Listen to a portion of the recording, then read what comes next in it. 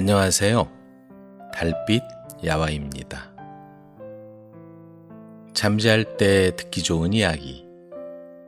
이번 시간엔 비단장수와 농부의 내기를 둘러싼 자기 꾀에 빠진 남자를 비롯해서 막달렌의 인어, 아름다운 여인 바실리사, 그리고 바람둥이 아내, 이렇게 네 편의 이야기를 들려드립니다. 자기 꾀에 빠진 남자. 어느 날 욕심 많은 비단장수가 길을 걸어가고 있었다. 저만치 농부가 보였다. 이 욕심 많은 남자는 그날 비단을 하나도 못 팔아 속상하던 차에 앞에 가는 농부를 보자 얻어낼 만한 게 있을까 잔머리를 굴려보았다. 그리고는 부지런히 걸음을 재촉해 농부를 따라잡았다. 농부에게 다가간 비단장수는 공손하게 인사했다. 안녕하시오. 이렇게 동행하는 분을 만나니 반갑소. 서로 얘기라도 나누면서 가면 지루하지 않고 좋을 것 같군요. 반갑소. 그런데 당신 같은 장사꾼들은 가축이나 농사에 관한 얘기를 별로 좋아하지 않을 텐데요. 비단장수는 어리숙해 보이는 농부를 바라보다가 이런 제안을 했다. 그럼 우리 내기를 하면 어떻겠소? 가장 터무니없다고 생각하는 얘기를 해봅시다. 그리고 상대방 얘기에 먼저 의문을 던지는 사람이 열량을 냅시다. 좋은 생각이요. 그렇게 합시다. 농부는 그 제안에 동의하고 비단장수에게 먼저 얘기를 해보라고 했다. 그러면서 속으로 비단장수의 얘기가 아무리 터무니없어도 의문을 제기하지 않기로 마음먹었다. 비단장수가 헛기침을 한두 번 하더니 먼저 얘기를 시작했다. 어느 날 비단을 가득 실은 마차 행렬을 만났어요. 얼마나 먼 길을 왔는지 비단장수들이 땀을 뻘뻘 흘리면서 걸어가더군요. 200마리나 되는 말들이 코와 꼬리를 서로 묶어 줄지어 가는데 거의 20리 정도는 되더군요. 있을 수 있는 일이죠. 나도 전에 비슷한 걸 본 적이 있으니까요. 그런데 독수리 한 마리가 날아와 맨 앞에 있는 말을 덮쳐서 공중으로 끌고 올라가는 거예요. 그 말들은 서로 묶여 있어서 나머지 199마리의 말이 줄지어 올라가더군요. 놀랍군요. 그런데 그 독수리가 왜 그렇게 많은 말을 끌고 올라갔는지 궁금하군요. 그건 독수리 둥지에 있는 새끼들을 돌보게 하려고 데려가는 겁니다. 새끼들이 200마리도 넘게 모여 있거든요. 못 믿겠나요? 아니요. 농부가 힘주어 말했다. 그런데 우연히 이웃마을에 사는 부유한 장사꾼의 딸이 안마당에 앉아 있었고 하녀가 머리를 손질하고 있었죠. 하녀가 빗을 세게 당기다 보니 딸이 머리를 들었는데 독수리가 말을 물고 날아가는 걸 보게 되었죠. 하필이면 그때 말들이 발길질을 하자 독수리가 말들을 놓쳐버렸는데 200마리의 말들이 장사꾼의 앞마당으로 떨어지면서 그만 딸의 왼쪽 눈으로 모두 들어가 버렸죠. 오, 가엾은 아가씨, 눈에 그 커다란 말들이 들어가서 얼마나 아팠을까? 농부는 비단장수의 말에 맞장구를 치며 호들갑을 떨어댔다. 그런데 딸이 머리를 흔들며 일어서서 손으로 눈을 때렸어요. 이런, 눈에 뭔가가 들어갔어. 마구 찌르네. 딸이 소리쳤죠. 당연히 눈이 쑤시겠죠. 그 가엾은 아가씨는 어떻게 되었죠? 딸이 소리치자 하녀가 아가씨의 눈을 들여다보며 눈썹을 당기자 말 한 마리가 나왔죠. 하녀는 앞치마 주머니에 그 말을 집어넣고는 자기 머릿수건 끄트머리를 꼬아서 딸의 눈에서 나머지 199마리를 끄집어내서 주머니에 마구 집어넣었죠. 여기서 비단장수는 호흡을 한번 가다듬으며 이야기를 멈췄다. 그러자 농부가 천천히 그를 보면서 말했다. 그래서요? 여기가 끝입니다. 이 얘기가 어떤가요? 멋진 이야기군요. 정말 그럴듯해요. 비단 장수는 자신의 이야기에 농부의 반응이 영 시원찮은 걸 보고는 풀이 죽은 모습으로 농부를 바라보았다. 그리고는 조급해하며 농부에게 재촉했다. 이젠 당신 차례군요. 당신 얘기를 빨리 듣고 싶군요. 자, 그럼 시작해 보겠습니다. 농부가 이야기를 시작했다. 제 아버지는 아주 부유한 지주였죠. 그 마을의 땅이 대부분 아버지 소유였어요. 그리고 암소 20마리와 황소 22마리, 염소는 셀 수 없이 많았죠. 그리고 말도 여러 마리 있었는데 그중 가장 아끼신 것은 암말이었어요. 품종이 좋은 암말. 정말 멋진 암말이었죠. 네, 그랬군요. 어서 계속하세요. 계속 하는 중입니다. 서두르지 마세요. 어느 날 아버지께서 말에 낡은 한 장을 얹고 그 말을 타고 장에 다녀오셨는데 집에 와서 보니 말등에 손바닥만한 상처가 나 있었던 거예요. 네, 그래서 다음은요? 비단장수가 초조해하며 물었다. 그날은 바람이 많이 불어 흙먼지가 가득했죠. 가엾은 그 말의 상처에도 흙먼지가 뽀얗게 내려앉아 있었죠. 그런데 그 먼지에 보리나달이 몇 개 섞여 있었어요. 상처에 쌓인 먼지와 습기 덕분에 보리가 자라기 시작했어요. 보리는 자랄 만한 조건만 되면 그렇게 되겠죠? 비단장수가 침을 꼴깍 삼키며 말했다. 그래요. 말등에서 자란 보리의 양이 얼마나 많던지 남자 20명이 모여서 수확을 했죠. 당연히 추수를 하려면 사람들의 일손을 빌려야겠죠? 비단장수는 초조해하며 맞장구를 쳤다. 그래서 말의 등에 난 상처에서 엄청난 양의 보리를 거두었죠. 대단한 수확을 하셨군요. 농부는 잠시 뜸을 들이더니 다시 말을 이었다. 가끔은 어려운 사람들이 와서 말에서 수확한 보리를 빌려갔죠. 소문을 듣고 제일 먼저 찾아온 사람이 바로 당신 아버지였어요. 건강이 나빠 몸을 제대로 가누지 못하는 그 불쌍한 당신 아버지가 제 아버지에게 와서 두 손을 정중하게 모으며 말했죠.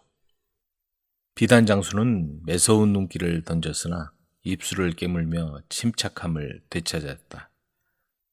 일주일 동안 음식이라고는 입에 대지 못했답니다. 제 자식들도 먹을 것이 없어 쫄쫄 굶고 있습니다. 그러니 어르신, 보리 5말만 빌려주세요. 꼭 갚겠습니다. 하고 말입니다. 그러자 제 아버지는 그럽시다. 필요한 만큼 가져가서 형편 되실 때 갚으시오. 하고 말씀하셨죠. 그래서요? 비단장수가 화가 나서 물었다. 그래서 당신 아버지는 보리를 가지고 갔죠. 그런데 아직 갚지 않아서 지금까지 빚으로 남아있어요. 가끔 그 일로 소송을 해야 할지 망설이고 있답니다. 비단장수가 못마땅한 표정으로 고개를 끄덕였다. 그리고는 눈을 위아래로 굴리며 빠르게 계산을 하느라 입술을 움직였다. 뭐 잘못되었습니까? 제게 돈을 주시던가 아니면 최소한 빌려간 보리라도 갚아야 하지 않겠습니까? 보리값이 더 싸겠군. 보리값을 내죠. 비단장수가 절망하며 말했다. 만약에 의문을 제기하면 농부에게 열량을 주어야 했기 때문이었다. 결국 욕심 많은 비단장수는 자기 꾀에 자기가 넘어가 빌리지도 않은 보리값을 내게 되었다. 막달렌의 인어. 캐나다 동북쪽 연안에서 멀리 떨어진 곳에는 막달렌 군도로 불리는 들쭉날쭉한 섬들이 있다. 그곳은 풀과 꽃과 나무들이 잘 자라지 못하는 외롭고 메마른 섬들이었고, 그곳에서는 북쪽에서 북풍이 아주 매섭게 휘몰아치고 바다가 황폐한 바위 위에 부서지곤 했다. 괴상한 울음소리와 다양한 색깔을 가진 수백 마리의 새들이 날아다녔고, 폭풍이 바다와 연안에 휘몰아칠 때면 무섭게 파도치는 소리조차도 수없이 많은 갈매기 소리에 묻히고 말았다. 태양이 숨은 날이면 새들이 둥지에서 나와 구름 위로 날아올랐다. 새들의 섬. 오래전 이 군도 중 한 섬을 방문했던 사람들이 했던 말이다. 이곳은 수백 년이 지난 아직도 새들의 섬이며 거칠고 바위 투성이인 쓸쓸한 섬이다. 비록 이 섬에서 풀과 꽃과 나무들은 별로 자라지 못하지만 주변 바다에 물고기들이 아주 풍부했다. 진취적인 무역상들이 이곳에서 물고기를 잡아 부자가 되면서 이곳을 물고기 왕국이라고 부르기도 하는데, 이곳에서 제일 가는 명물은 바닷가재이다. 바닷가재는 항상 북쪽 바다에 서식했고, 그것에 대한 이상한 이야기들이 오래전부터 전해져 내려오고 있다. 군도 중에 해안에서 멀리 떨어진 섬에서는 밝은 달빛이 비치는 5월에, 그리고 1년 중 단 한 번, 아직도 대낮에 인어를 볼 수 있다고 한다. 인어는 손에 풀을 들고 머리를 빗질하며 무슨 생각을 하듯이 육지를 바라본다는 것이다. 가끔 아주 조용한 밤이면 파도소리 너머로 인어의 노랫소리도 들을 수가 있다고 한다. 그녀는 바닷가재가 아주 오래전 세력을 장악했던 시절에 살았던 그 섬의 여자였다. 그녀는 벌을 받아 바다 깊은 곳의 감옥에 갇혀 있는 것이었다. 오래전에 처음으로 물고기들이 통조림에 담기기 시작했을 때 돈 때문에 정어리들이 대량으로 도살된 적이 있었다. 탐욕스러운 무역상들은 지금처럼 정어리들을 잡아 작은 상자들에 담고 배에 실어 먼 나라로 내보냈다. 많은 사람이 이 작은 물고기를 아주 좋아해서 많은 돈을 내고 사 먹었기 때문에 무역상들은 노동의 대가로 많은 돈을 벌 수 있었다. 정어리는 종족의 수가 현저히 줄어드는 것을 알았지만 너무도 몸집이 작았기 때문에 포획꾼에 맞설 수가 없어 모두 깊은 슬픔에 사로잡혔다. 정어리들은 절망에 빠져 바다의 큰 물고기들에게 자신들을 도와달라고 부탁했다. 바닷속에서는 물고기들의 회의가 열렸다. 여기서 큰 물고기들은 인간들에게 고통받는 자신들의 이웃을 도울 것이며, 정어리 가족들을 먹거나 포획하는 이들은 모두 벌 주겠다는 선서를 했다. 작은 정어리들은 크게 기뻐했다. 5월 어느 날 물고기들을 잔뜩 담아 수확해 가던 배가 막달랭 군도 바닷속 암초에 걸려 좌초되었고, 날카로운 암초 위에 몰아치는 커다란 파도에 부서지고 말았다. 배에 실려있던 화물들은 모두 해안에 뿌려졌다. 이 화물 중에는 정어리 상자들이 들어있었고, 상자들은 파도에 쓸려 다시 해안으로 씻겨 내려왔다. 바다가 다시 잠잠해지자 물고기 무역상인 아버지와 함께 이 섬에 사는 아름다운 아가씨가 와서 부서진 배를 보려고 해안을 거닐었다.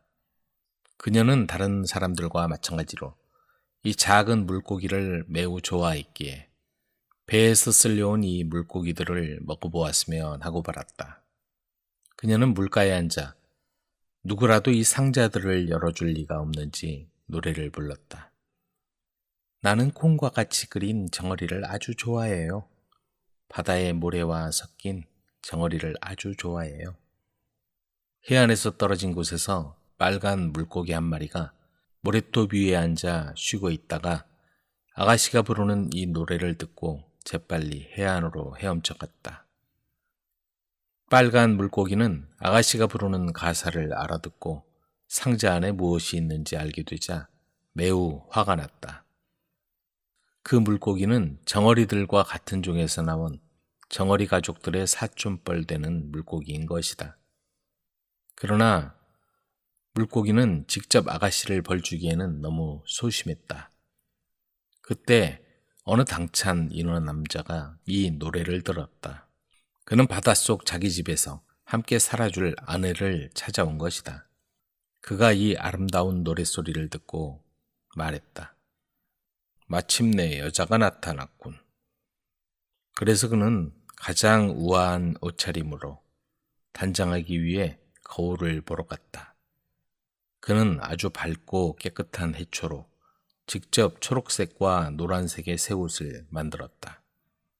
그리고 밝은 색깔의 조개 껍데기로 발을 감싸고 굴이 만들어준 진주로 목을 장식하더니 조심스레 옷을 입고 노랫소리가 나던 곳으로 다시 헤엄쳐 갔다.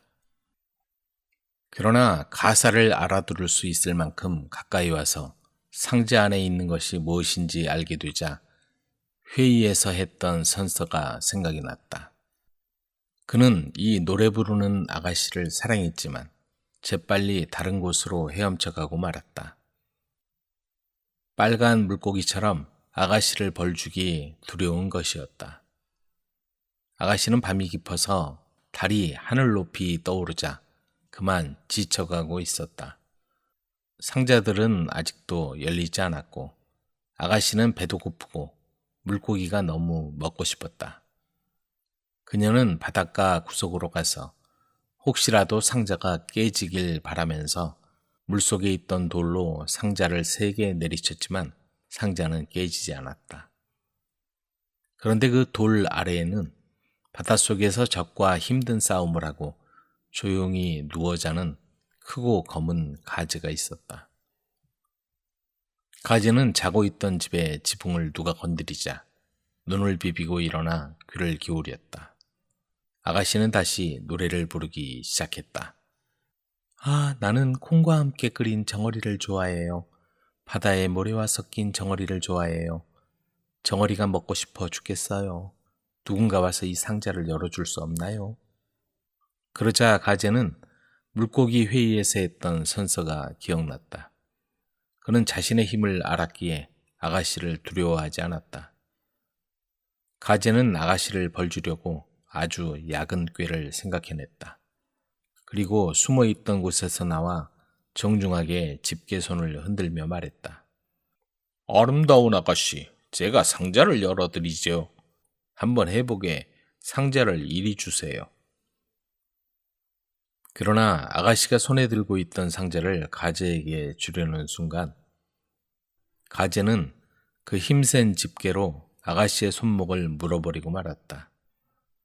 가재는 아가씨를 재빨리 붙잡고 바닷속 깊은 곳으로 헤엄쳐 들어갔다. 어디로 갔는지, 아가씨를 어떻게 했는지 아무도 모른다.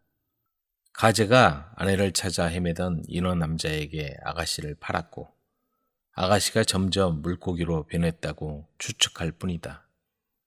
한 가지는 확실하다.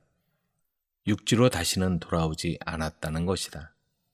하지만 5월의 첫째 날이면 아가씨는 항상 섬의 연안에서 멀리 떨어진 바다에 나타나곤 한다. 만약 그때 날이 맑고 개었다면 아가씨를 볼 수 있을 것이다. 거울을 손에 들고 햇빛에 자신을 비춰보며 1년 전 오늘보다 자신이 얼마나 더 물고기처럼 변했는지 본다고 한다. 아가씨는 진주로 뒤덮인 자기 머리를 빗질하며 옛집을 그리워하는 눈으로 해안을 바라본다. 그리고 달빛이 밝은 5월의 밤이면 가끔 바람이 잔잔하고 바다가 조용할 때 어부들은 아가씨의 이상하고 슬픈 노래를 물가 너머로 듣곤 한다. 어부들은 아가씨가 외로워서 육지에 있는 사람들을 데려가려고 유혹하는 노래를 부른다는 것을 알고 있었다. 그런 밤이면 어부들은 고기잡이를 나가지 않고 해안에 머물곤 한다. 혹시라도 그녀가 자기들을 바닷속에 있는 아가씨의 조개집으로 잡아가지나 않을까 해서였다. 아름다운 여인 바실리사. 아주 오래전 3명의 아들을 둔 티자르라는 왕이 살았다. 티자르는 아들들이 결혼해서 가문을 이어나가길 바라고 있었다. 하루는 아들들을 불렀다. 너희 모두 궁전의 뒤뜰에 가서 있는 힘을 다하여 공중에 활을 쏘도록 하여라. 그리고 화살이 떨어지는 장소에 있는 여인과 무조건 결혼해야 하느니라. 세 아들은 아버지의 말씀을 즉시 따랐다. 맏형이 쏜 화살은 어떤 귀족의 안마당에 떨어져 그의 딸이 그 화살을 집었다. 둘째 아들이 쏜 화살은 상인의 마당에 떨어져 그 상인의 딸이 화살을 찾았다. 마지막으로 막내 아들 이반이 쏜 화살은 그만 늪에 빠졌다. 이반이 화살을 찾으러 늪으로 가보니 개구리 한 마리가 입에 그의 화살을 물고 있었다. 이반은 아버지 말대로 했다. 그래서 3명의 아들 모두 자신의 신부와 결혼하게 되었다. 큰형과 둘째 형은 이반과 개구리 부인을 놀리는 재미에 하루도 지루한 날이 없었다. 이반은 몹시 속이 상했지만 끝까지 약속을 지켰고 개구리를 마치 공주처럼 대해주었다. 적어도 그녀는 말할 수 있는 개구리였다. 어느 날 티자르는 아들들을 불렀다.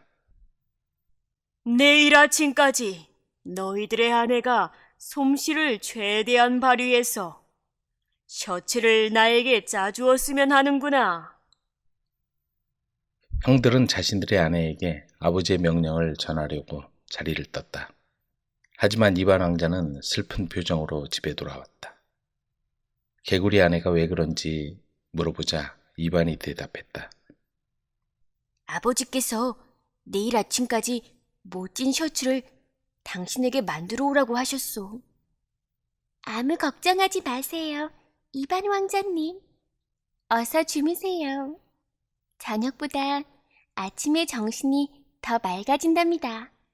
그날 저녁 모두가 잠이 들자 개구리는 아름다운 여인 바실리사로 변했다. 그녀는 손뼉을 치며 말했다. 오라, 나의 시종과 시녀들이여. 사랑하는 내 아버지가 입으셨던 옷과 같은 멋진 셔츠를 짜다오. 아침이 되자 이반은 아름다운 셔츠가 의자에 걸쳐 있는 것을 발견하고는 기쁨에 넘쳐 궁전으로 달려갔다. 티자르는 두 며느리가 해온 셔츠가 별로 마음에 들지 않았지만 이반이 가져온 셔츠는 무척 마음에 들었다. 그 후 며칠이 지나고 티자르는 세 아들에게 다시 말했다. 내일 아침까지 너희 아내가 나를 위해 가장 맛있는 빵을 구워다 주었으면 하는구나. 물론 이번에도 개구리 아내가 만든 빵이 티자르를 가장 흡족하게 했다. 티자르는 다시 아들들에게 말했다. 사랑하는 내 아들들아, 내일 궁전에서 연회를 열 계획이다. 너희 아내들이 최고의 드레스를 입고 같이 오면 좋겠다. 이반은 집으로 돌아와 개구리 아내에게 아버지의 말을 전했다. 걱정하지 마세요, 이반 왕자님. 우선 혼자 연회에 참석하고 계세요. 저는 좀 더 있다가 가겠어요. 다음날 이반은 연회에 혼자 참석했다. 그러자 형들과 형수들이 그를 보고 놀려댔다. 너희 그 개구리 신부는 어디에 있는 거지? 그 순간 갑자기 궁전을 향해서 다가오는 천둥 같은 소리가 들렸다. 황금으로 만든 화려한 마차가 궁전으로 들어오고 있었다. 마차의 문이 열리자 바실리사가 마차에서 내렸다. 모두 놀라서 그녀를 바라보고 있을 때 바실리사는 이반의 손을 잡고 연회에 참석했다. 저녁 식탁에서 바실리사는 메인 코스인 백조구이를 다 먹고 몇 개의 뼈조각을 자신의 소매자락에 넣었다. 그리고는 와인을 약간 마신 뒤 잔에 남아있던 와인을 다른 소매자락에 부었다. 형님의 아내들도 바실리사의 모습을 보고 똑같이 따라했다. 모두 자리에서 일어나 춤을 추기 시작하자 바실리사는 이반과 함께 춤을 추며 한쪽 소매를 흔들었다. 그러자 놀랍게도 호수가 나타났다. 그 다음 다른 쪽 소매를 흔들자 새하얀 백조들이 호수에 나타났다. 형님의 아내들도 똑같이 소매자락을 흔들었지만 손님들에게 와인만 튀길 뿐이었다. 무도장 바닥에 뼈조각만 흩어놓을 뿐이었다. 이반 왕자는 이렇게 훌륭한 아내를 얻은 것이 너무도 기뻐 아내가 연회에 참석하는 동안 집으로 달려왔다. 그는 아내가 아름다운 모습을 그대로 간직할 수 있도록 아내의 벗어놓은 개구리 껍질을 태워버렸다. 바실리사가 집으로 돌아와 개구리 껍질을 찾을 수 없자 슬퍼하며 말했다. 이반 왕자님, 당신은 자신이 무슨 짓을 했는지 아직 모르시는군요. 만약에 당신이 3일만 더 기다리셨더라면 난 영원히 당신의 아내로서 살아갈 수 있었을 거예요. 하지만 이제 전 불멸의 코시차이에게로 돌아가 갇혀 살아야만 한답니다. 그 말을 남기고 아내 바실리사는 사라져버렸다. 이반은 후회의 눈물을 흘리며 아내를 찾으러 길을 떠났다. 여행 도중 이반은 한 노인을 만나자 그 노인에게 지금까지 있었던 모든 일을 모두 말했다. 바실리사의 아버지는 그녀를 3년 동안 개구리로 만드셨지. 그녀가 자기보다 더 현명했기 때문이라네. 자네가 진정으로 그녀를 찾길 원한다면 이반이여, 이 공을 가지고 공이 굴러가는 대로 따라가길 바라네. 노인은 자세하게 말해주었다. 이반은 공을 따라 숲으로 들어갔고 거기서 곰을 만났다. 이반이 활시울을 당기려고 하자 곰이 애원하며 말했다. 제발 절 죽이지 말아주세요. 왕자님, 나중에 꼭 보답하겠습니다. 숲으로 더 들어가자 오리 한 마리가 보였다. 이반이 활을 쏘아 그 오리를 잡으려고 하자 오리가 애원하며 말했다. 제발 절 죽이지 말아주세요. 이반 왕자님. 언젠가는 제가 도움이 될 수 있을 거예요. 이반은 오리를 놔두고 계속 걸어갔다. 배가 점점 고파왔다. 얼마 지나지 않아 토끼와 마주쳤지만 마찬가지로 죽일 수가 없었다. 토끼가 살려달라고 애원했기 때문이었다. 똑같은 일이 해변에서 창꼬치를 발견했을 때도 일어났다. 얼마 지나지 않아 이반은 작은 오두막을 발견했다. 거기에는 영혼의 조상이라고 하는 바바야가 살고 있었다. 그녀가 말했다. 바실리아는 지금 코시차이의 집에 있다오. 그를 이기기는 절대 쉽지가 않을 거요. 그의 목숨은 바늘 끝에 있다오. 그 바늘은 달걀 속에 들어있고 그 달걀은 오리 안에 있다오. 그 오리는 토끼 안에 있고 그 토끼는 돌의 심장 부분에 있지. 그리고 그 돌의 심장은 커다란 오크나무 꼭대기에 있다오. 이반은 그녀에게 감사 인사를 하고 계속해서 걸었다. 마침내 오크나무를 발견했다. 하지만 나무는 너무 높아서 오를 수도 없었을 뿐만 아니라 너무 단단해서 자르지도 못했다.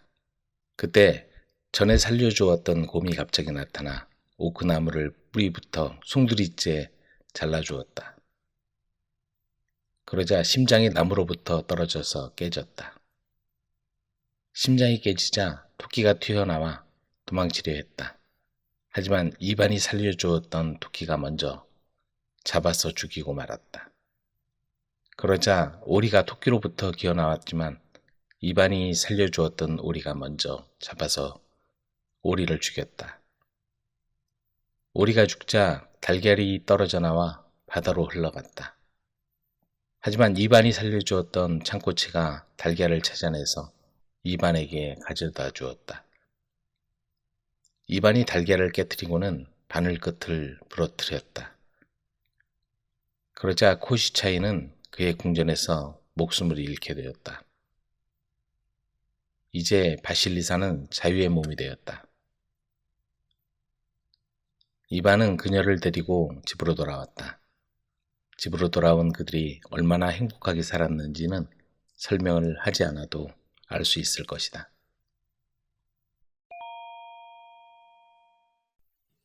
바람둥이 아내.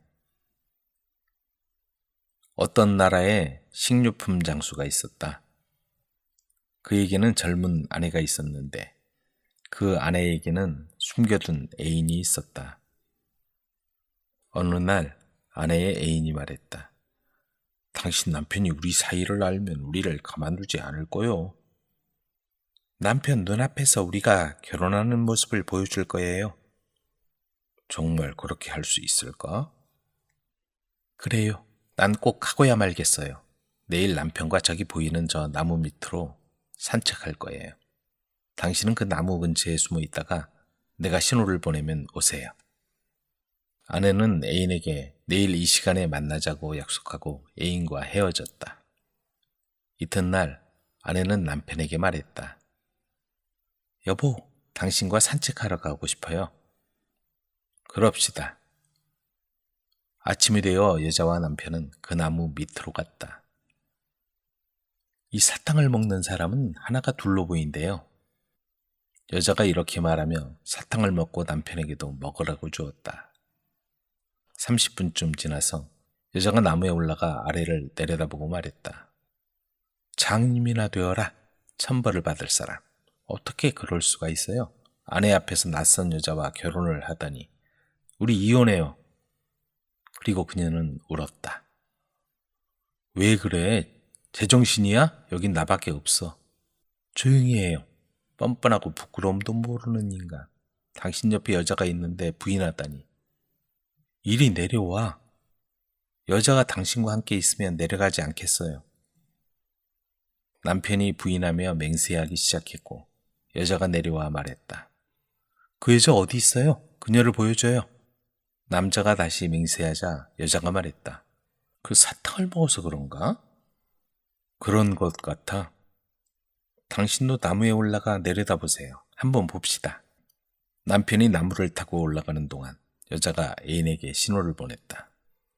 남자가 내려다보니 아내가 웬 젊은이와 결혼을 하려고 했다. 이번엔 남자가 소리쳤다. 저리 비켜! 뻔뻔한 녀석아. 거짓말하지 마세요. 하지만 남편은 참지 못해 밑으로 내려왔고 젊은이는 도망갔다.